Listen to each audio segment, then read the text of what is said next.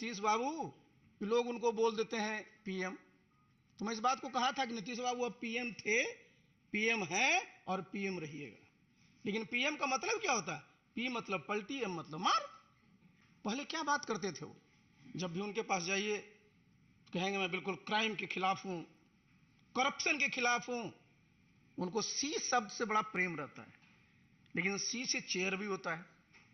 तो कुर्सी के लिए ही आजकल सब काम में लगे। बिहार में नीतीश बाबू का कुछ नहीं बचेगा जी। अपने रहेंगे, उनके राष्ट्रीय अध्यक्ष रहेंगे, और जिसको मैं भुंजा पार्टी कहता हूं वो रहेंगे। बिहार की राजनीति में जंगल राज से परिवर्तन के सूत्रधार और पूर्व भारतीय प्रशासनिक सेवा के वरिष्ठ अधिकारी, पूर्व केंद्रीय मंत्री और सबसे विशेष बात जनता दल यू के पूर्व राष्ट्रीय अध्यक्ष माननीय रामचंद्र प्रसाद सिंह जी को माननीय धर्मेंद्र प्रधान जी से आग्रह होगा आज पार्टी की विधिवत सदस्यता ग्रहण करें।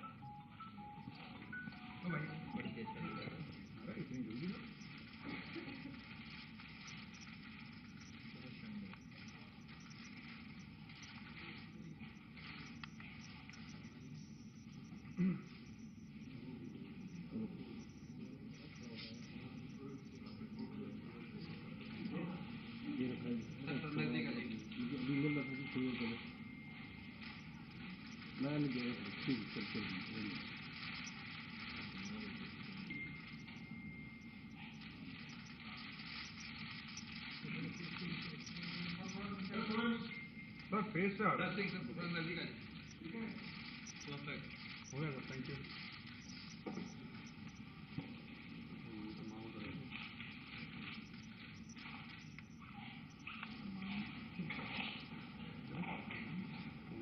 मेरा विनम्र निवेदन है माननीय धर्मेंद्र प्रधान जी से कि आप संबोधित करें। माननीय धर्मेंद्र जी। धन्यवाद संजय जी। मित्रों, मैं भारतीय जनता पार्टी में औपचारिक रूप में आदरणीय श्री आरसीपी सिंह जी को स्वागत करता हूं। आरसीपी सिंह जी आज से प्रधानमंत्री नरेंद्र मोदी जी की नेतृत्व में, आदरणीय जगत प्रकाश नड्डा जी की नेतृत्व में भारतीय जनता पार्टी की एक कार्यकर्ता के नाते काम करेंगे। मित्रों, संजोग से मेरा भी कुछ दिन बिहार से संपर्क रहा। मैं बिहार की भारतीय जनता पार्टी की कार्यकर्ता के रूप में काम किया, जिसके बारे में संजय जी ने उल्लेख किया। बिहार में एक कानून की राज स्थापित हो, बिहार में विकास हो, बिहार में महिलाओं की सुरक्षा बढ़े, नागरिकों की सुरक्षा बढ़े, नौजवानों को अवसर मिले, इस प्रकार की राजनीतिक मुद्दे पे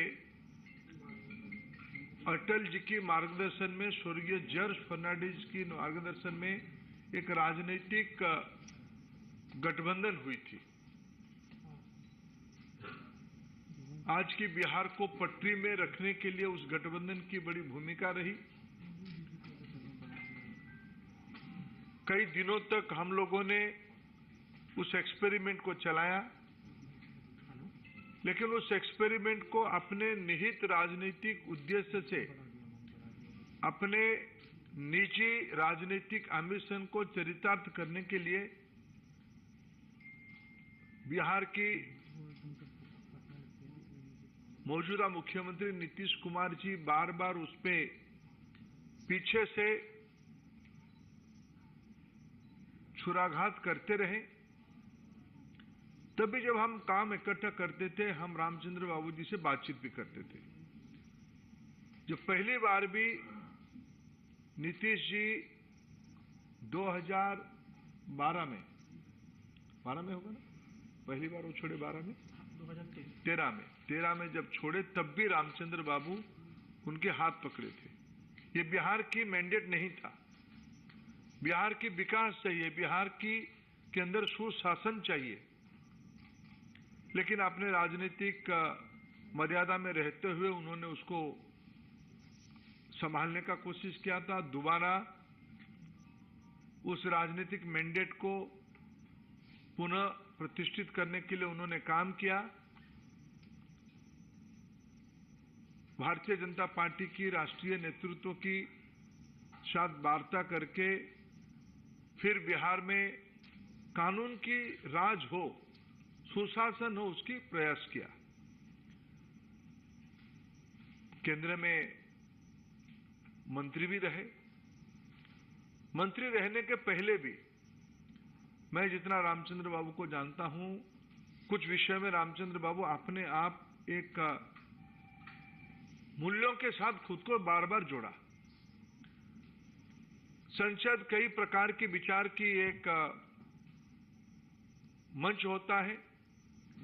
मैंने रामचंद्र बाबू को भाषण करते हुए बार बार देखा, इस देश के बुनियादी मुद्दों पे, विशेष करके किसानों के मुद्दे पे, पूर्व भारत के मुद्दे पे, देश की पिछड़े समाज की हितों की रक्षा करने के मुद्दे पे और राष्ट्रीय स्तर पे सरदार वल्लभ भाई पटेल की अस्मिता के बारे में कभी भी बात हो, कभी भी चर्चा हो, उसमें रामचंद्र बाबू मुखर होते थे। उस समय में वो दल नहीं दिखते थे, एक कॉज के साथ खुद को आइडेंटिफाई करते थे। मैं निश्चित रूप में बिहार की जो वर्तमान राजनीतिक स्थिति है और आरसीपी सिंह जी की ख्याति है,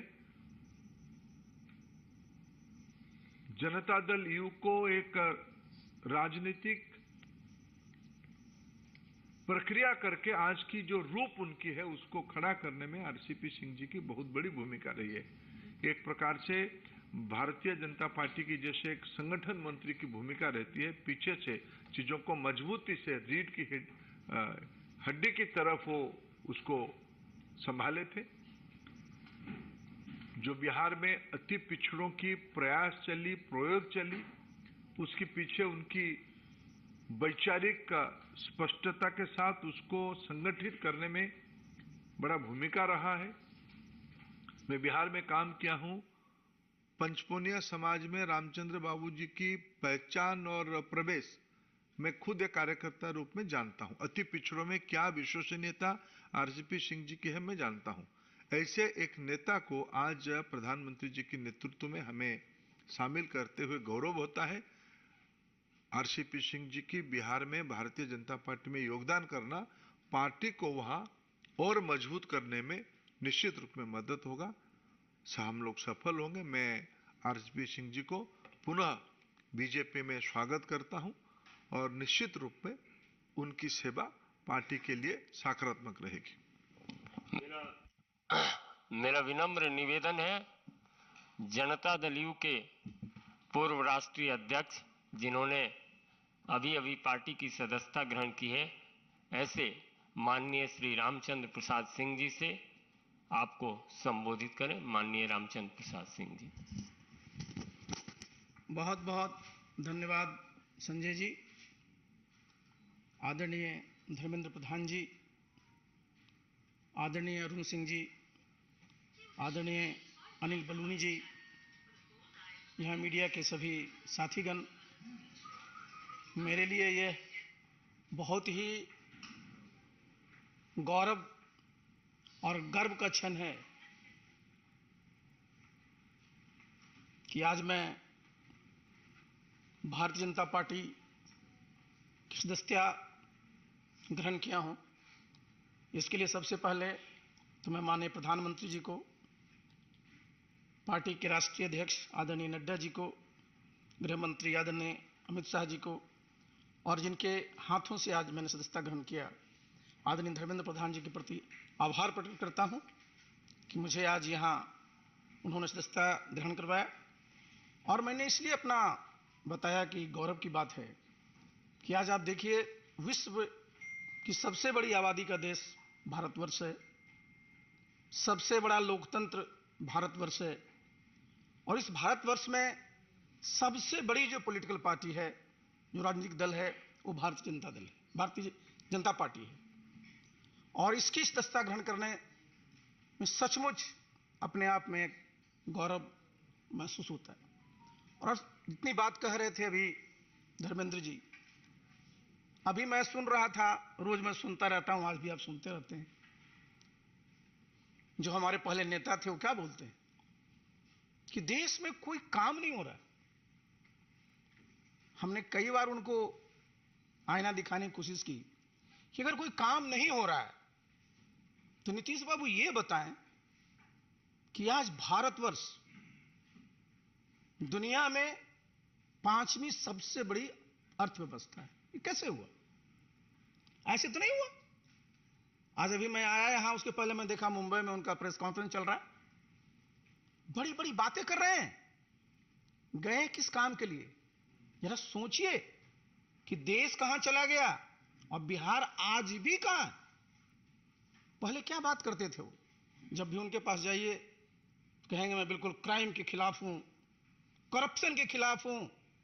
उनको सी शब्द से बड़ा प्रेम रहता है, लेकिन सी से चेयर भी होता है, तो कुर्सी के लिए ही आजकल सब काम में लगे। आप बिहार में चले जाइए साहब, बता रहे थे धर्मेंद्र जी कितनी मेहनत की गई थी जब 2005 में सरकार बनी थी एनडीए की, किस प्रकार से वहां कानून का राज स्थापित किया गया था, किस प्रकार से सब व्यवस्था की गई थी। और आज बिहार में जाइए सब तार कतार हो गया। 2005 से भी बुरी स्थिति होगी कैसे नहीं साहब? आप एक मुख्यमंत्री का नाम बता दीजिए पूरे देश में जो 3 दिन में 3 प्रदेश में है। एक दिन उड़ीसा में, दूसरे दिन झारखंड में, तीसरे दिन महाराष्ट्र में। किस काम के लिए है? बिहार की जनता ने उनको मैंडेट दिया था, बिहार को विकसित प्रदेश बनाएंगे, बिहार में जो बेरोजगारी है उसको खत्म करेंगे, बिहार के जो बेरोजगार नौजवान उनको नौकरी देंगे। और अब लगे हुए कहां है? कहते हैं साहब मैं तो सबकी एकजुटता कर रहा हूं, विपक्षी एकता कर रहा हूं। नीतीश बाबू आप बार बार इतिहास की बात करते हैं, इतिहास भूलिए मत। हमेशा जब भी ये लोकसभा का चुनाव आता है, 2019 को याद कर लीजिए, उसमें भी साहब विपक्षी एकता की बात चली थी। 2019 में आप देखिए यूनाइटेड इंडिया करके रैली कितनी बड़ी बड़ी हुई थी, लेकिन आप क्या एकता करिएगा? आपका नेता कौन है? बिना नेता को एकता होता है क्या? नेतृत्व कौन करता है? और इस देश का जरा दुर्भाग्य देखिए साहब, जब 1989 के बाद से देखिए 2004 तक कितने प्रधानमंत्री हुए, कितने वर्षों में देश की स्थिति क्या हो गई? देश का सोना भी बाहर गिरवी रखना पड़ा था। और आज भारत G20 का प्रेसिडेंट है। मैंने जैसे पहले भी कहा 5वीं आर्थिक पावर है, और प्रधानमंत्री जी ने इस देश की एक पहचान दुनिया में दिया है। तो ये गौरव का सबके लिए विषय है। लेकिन किस काम में लगे हुए? बिहार को आगे नहीं ले जाना है, बल्कि जो मैं बार बार कहता हूं कि लोग उनको बोल देते हैं पीएम। तो मैं इस बात को कहा था कि नीतीश बाबू अब पीएम थे, पीएम है और पीएम रहिएगा। लेकिन पीएम का मतलब क्या होता है? पी मतलब पलटी, एम मतलब मार। पहचान क्या बनी है? बताइए साहब, कितने बार आपने विश्वासघात किया है? तो ऐसे साहब समाज का और देश का कल्याण नहीं होता है। तो मैंने इन सब चीजों के मद्देनजर मैंने तय किया कि मैं उस पार्टी का मैं राष्ट्रीय अध्यक्ष भी था। बिहार में उस पार्टी को मैंने गांव गांव तक पहुंचाया, जितने बूथ है वहां तक पहुंचाया। आज क्या स्थिति है? सब जितने कार्यकर्ता हैं सब हमसे पूछते हैं सर कुछ निर्णय लीजिए। आज निर्णय हुआ है, आप देखिएगा बिहार में नीतीश बाबू का कुछ नहीं बचेगा जी। अपने रहेंगे, उनके राष्ट्रीय अध्यक्ष रहेंगे, और जिसको मैं भुंजा पार्टी कहता हूं वो रहेंगे। बाकी सारा का सारा बिहार चाहता है कि केंद्र में जिस प्रकार से आदरणीय नरेंद्र मोदी जी देश के गरीब लोगों के लिए काम कर रहे हैं, उसी प्रकार से बिहार में भी काम हो। अब वो बताते हैं कि साहब गरीबों को कोई काम नहीं होता। भाई प्रधानमंत्री किसान सम्मान निधि योजना में तो गांव में रहता हूं, इस्तीफा देने के बाद अपने गांव में रहता हूं। किसी समाज का हो, किसी धर्म का मानने वाला हो, सबके खाते में 6,000 रुपया जा रहा है कि नहीं जा रहा है? सबको महीने में प्रति व्यक्ति 5 किलो अनाज मिल रहा है कि नहीं मिल रहा है? ये क्या है नीतीश बाबू? ये साधारण उपलब्धि है। तो इसलिए साथियों, इन सब चीजों को देखते हुए मैंने सोचा कि जब आप फिर से वहीं पहुंच गए हैं, फिर से जिनके इनका क्या था, नीतीश बाबू का पूरा वजूद क्या था, इन्होंने संघर्ष के खिलाफ किया था, आरजेडी के खिलाफ, और आज उन्हीं गोद में बैठे हुए हैं और कह रहे हैं आजीवन वहीं रहना है। तो मेरे ऐसा व्यक्ति के पास आस्था क्या था। मैंने 6 अगस्त को इस्तीफा दिया था और आज 11 मई को मैंने भारतीय जनता पार्टी की सदस्यता ग्रहण की है। बस भगवान से मैं यही प्रार्थना करूंगा मुझे ताकत दें और मैं पूरी अपने सामर्थ्य के साथ इस दल की, इस देश की और प्रदेश की सेवा कर सकूं। बहुत बहुत धन्यवाद।